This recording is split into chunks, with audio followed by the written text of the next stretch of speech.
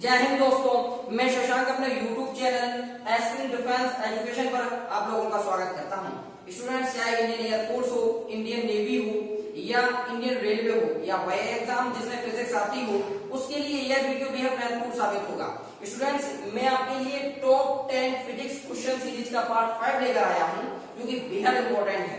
तो स्टूडेंट्स, इस पार्ट 5 को पूरा देखिएगा। अगर आपको यह पार्ट 5 पसंद आए तब चैनल को सब्सक्राइब कर दीजिएगा, लाइक कर दीजिएगा और मेरे चैनल को भेज दीजिएगा। तो चलिए शुरू करते हैं। स्टूडेंट्स, वे सभी एग्जाम जिसमें फिजिक्स पूछी जाती है उसमें बीमा का बेहद महत्व होता है। किसी भी प्रश्न पत्र में बीमा से संबंधित प्रश्न 1 या 2 अवश्य होते हैं। तो इस क्वेश्चन सीरीज की भी शुरुआत मैंने 2 बीमा के प्रश्नों से की है। आप देखिएगा क्या पूछा गया है। इसमें कहा गया है कि चुंबकीय क्षेत्र की बीमा कौन होगी।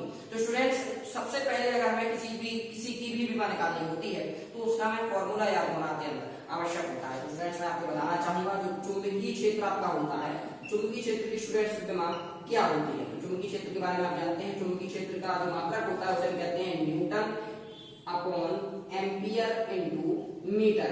यह आपका फॉर्मूला होता है। यहाँ से हम तुरंत 80 से बीमा निकाल लेते हैं, क्योंकि न्यूटन की बीमा m/10⁻² होती है। अपॉन एम्पियर को ए से डिनोट करते हैं और मीटर को एल से डिनोट करते हैं। एल से एल आपका कट जाता है। तो आपकी जो ऑफिशियल बीमा होती है चुंबकीय क्षेत्र की, वो निकल के आती है m/t-2a इनवर्स। अर्थात आपका जो ऑप्शन नंबर सी है वो सही है। स्टूडेंट्स, अब यहाँ हम प्लांक स्थिरांक की बीमा के बारे में भी जानेंगे। तो स्टूडेंट्स, अब मैं इसे रफ कर दे रहा हूँ। आपको बताना चाहता हूँ स्टूडेंट्स कि जो प्लांक स्थिरांक का अगर हमें बीमा निकालनी है तो इसके लिए हमें इसका फॉर्मूला याद होना चाहिए। मैं आपसे फिर कहूंगा कि किसी भी बीमा निकालने के लिए उसका फॉर्मूला याद होना चाहिए। प्लांक स्थिरांक का स्टूडेंट्स फॉर्मूला होता है ऊर्जा अपॉन आवृत्ति।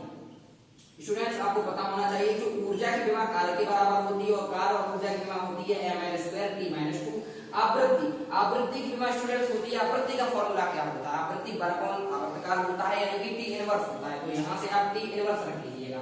जब आप ये ऊपर चली जाती है तो आपका जो बीमा बनती है ऑफिशियल m/2t इनवर्स, यानी कि स्टूडेंट्स आपका जो ऑप्शन नंबर ए होता है वो सही होता है। स्टूडेंट्स, मैं यहाँ आपको बताना चाहूंगा कि मैंने बीमा से संबंधित एक और वीडियो बनाया है जिसका लिंक मैंने डिस्क्रिप्शन में दे दिया है। आप उस वीडियो को पूरा देखिएगा, जिससे आपको बीमा चैप्टर से संबंधित जितनी भी क्वेरी होगी वो दूर हो जाएगी। Students, top 10 physics question series में एक और महत्वपूर्ण क्वेश्चन आपके सामने है, जिसमें कहा गया है कि एक वेक्टर क्रॉस बी वेक्टर का square plus A vector into B vector का स्क्वायर का मान क्या होगा। आपके ऑप्शन दिए गए हैं A A B option A square B square, C option 0 और डी ऑप्शन 1। तो स्टूडेंट्स, मैं आपको बताना चाहूंगा ये फॉर्मूला बेस्ड होता है, बेस सिंपल होते हैं। आप देख लीजिएगा, जैसे जब आपसे कोई कहे कि ए क्रॉस इनटू बी क्रॉस की वैल्यू निकालिए आप, तो इसकी वैल्यू जो होती है वो ए बी साइन थीटा होती है। यहाँ पे देखिए आप a इंटू बी वेक्टर की जो आपकी वैल्यू होती है वो ए बी कॉस थीटा होती है। स्टूडेंट्स, यहाँ पे आप गौर करिएगा, यहाँ इन्होंने स्क्वायर किया है। तो जब आप स्क्वायर कर देते हैं तो जो आगे आने वाले पद हैं इन सभी का स्क्वायर हो जाता है। जब आपको ऐड किया जाता है, जब इन्हें आपस में ऐड किया जाता है तो आप a स्क्वायर बी स्क्वायर को कॉमन ले लेते हैं। a स्क्वायर बी स्क्वायर को जैसे ही आप कॉमन ले लेते हैं, आपके ब्रैकेट में sine square theta plus cos square theta बचता है। स्टूडेंट्स, इसकी वैल्यू जो होती है वो 1 होती है। तो a square into b square is equal to 1। आपका आंसर आ जाता है a स्क्वायर बी स्क्वायर। अर्थात आपका जो ऑप्शन नंबर बी होगा वो सही होगा। स्टूडेंट्स, मैं यहाँ आपको बताना चाहूंगा जो क्वेश्चन नंबर 4 है उससे पहले मैं इसे इरेज कर दे रहा हूँ, उसके बाद क्वेश्चन नंबर 4 को पढ़ूंगा मैं। क्वेश्चन नंबर 4 में कह रहे हैं स्टूडेंट्स, भीगे रहने पर मनुष्य के शरीर का प्रतिरोध कितना होता है। भीगे रहने पर मनुष्य के शरीर का प्रतिरोध कितना होता है। आपके ऑप्शन दिए गए हैं ए 10,000 ओम, बी ऑप्शन दिया गया है 15,000 ओम, सी ऑप्शन दिया गया है 5,000 ओम और डी ऑप्शन दिया गया है 930। तो स्टूडेंट्स, यह एक वेल नोन क्वेश्चन है, आपको यह लर्न होना चाहिए कि भीगे रहने पर मनुष्य के शरीर का जो प्रतिरोध होता है वो 10,000 ओम रहता है। अर्थात आपका जो ऑप्शन नंबर ए है वो सही होगा। Students, top 10 physics question series में एक और महत्वपूर्ण क्वेश्चन आपके सामने दिए गए हैं, जिसमें कहा गया है कि ध्वनि का वेग महत्तम होता है।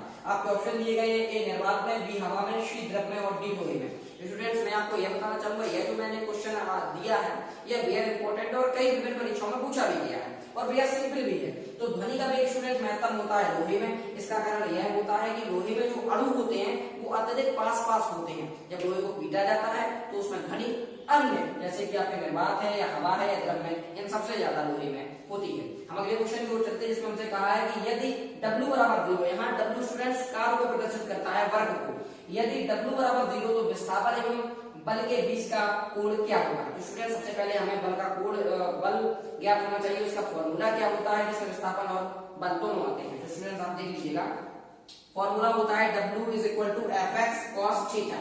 आपको यहाँ W जो है आपका 0 दिया गया, तो 0 is equal to f x cos theta. Students आपको पता होना चाहिए, जो एफ एक्स को इधर भेजेंगे तो आपका ये 0 हो जाएगा, 0 is equal to cos theta. आपको पता होना चाहिए ट्रिग्नोमेट्री से कि कॉस थीटा की वैल्यू जो 0 होती है वो 90 डिग्री पर होती है, यानी कि यहाँ आपका कॉस 90 होगा, कॉस से कॉस आपका हट जाता है प्रमेय के थ्योरम के अनुसार, तो थीटा इज इक्वल टू आपका 90 आ जाता है, यानी आपके विस्थापन और बल के बीच का जो कोण होगा वो 90 डिग्री होगा, अर्थात आपका ऑप्शन नंबर डी होगा। स्टूडेंट्स फिजिक्स में इस तरीके के सवालों को सॉल्व करने के लिए मैं आपको बताना चाहूंगा कि आपको फॉर्मूला लर्न होना भी आवश्यक होते हैं। Students physics top 10 question series में आगे मैंने 2 क्वेश्चन जो दिए हैं वो न्यूमेरिकल से रिलेटेड है। मैं आपको स्टूडेंट्स बताना चाहूंगा किसी भी एग्जाम में जिसमें कि फिजिक्स आती है उसमें न्यूमेरिकल्स का बेहद योगदान होता है। तो चलिए देखते हैं न्यूमेरिकल्स को किस तरीके से सॉल्व करते हैं। सवाल में कहा गया है कि यदि प्रत्यावर्ती धारा AC का शिखर मान 200√2 वोल्ट हो तो उसका आभासी मान क्या होगा। स्टूडेंट्स आपके ऑप्शन है A 200 volt, B option 110 volt, C option 440 volt और D ऑप्शन 220 वोल्ट। तो स्टूडेंट्स मैं आपको बताना चाहूंगा कि सबसे पहले आवश्यक ये होता है कि आभासी मान को आप डिनोट किससे करते हैं। तो स्टूडेंट्स आपका आभासी मान को आप डिनोट करते हैं EV से।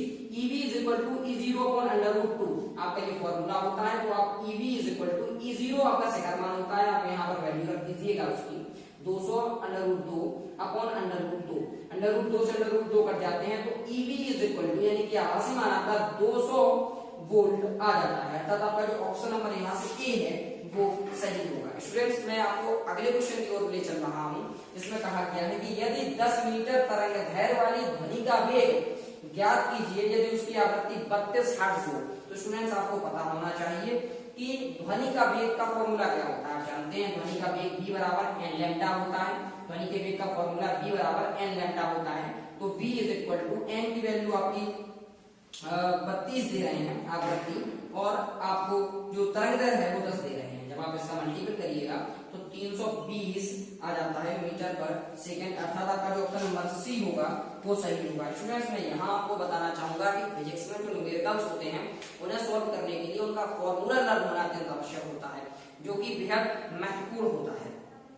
स्टूडेंट्स एक और फिजिक्स टॉप 10 क्वेश्चन सीरीज में एक और महत्वपूर्ण सवाल आपके सामने दिया गया है, जिसमें कहा गया है कि L R परपथ का शक्ति गुणांक होता है। आपके ऑप्शन है A R plus omega H, B option R upon √R square plus omega square into L square, C option R √R square plus omega square into L square और D option है omega L upon R।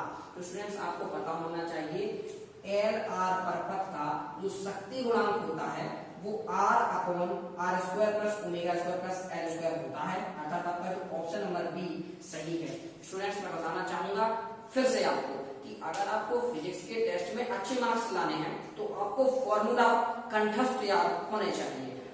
Students top 10 physics question series का last question दिया गया है, जो कि बेहद important है क्योंकि ये न्यूमेरिकल है। आमतौर पर न्यूमेरिकल फिजिक्स में बेहद इंपॉर्टेंट होते हैं।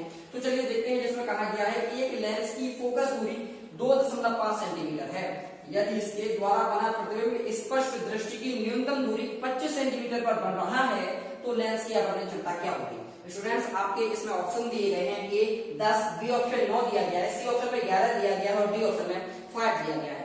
स्टूडेंट्स बेहद सिंपल सवाल होता है, जिसे हम कम समय में सॉल्व कर सकते हैं। आपको पता होना चाहिए लेंस की आवर्धन क्षमता का फॉर्मूला क्या होता है।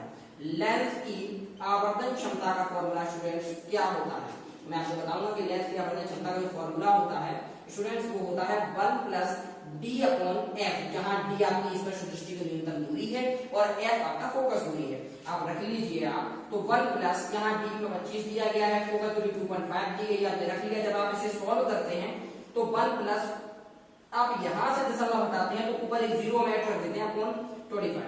आप इसे कर दीजिए 25 से कम 25 से 10 बार कट हो जाता है, तो आपका 1 प्लस 10 अर्थात 11 आपका आवर्धन क्षमता आ जाती है, 11 आ जाती है, अर्थात आपका ऑप्शन नंबर सी सही होगा।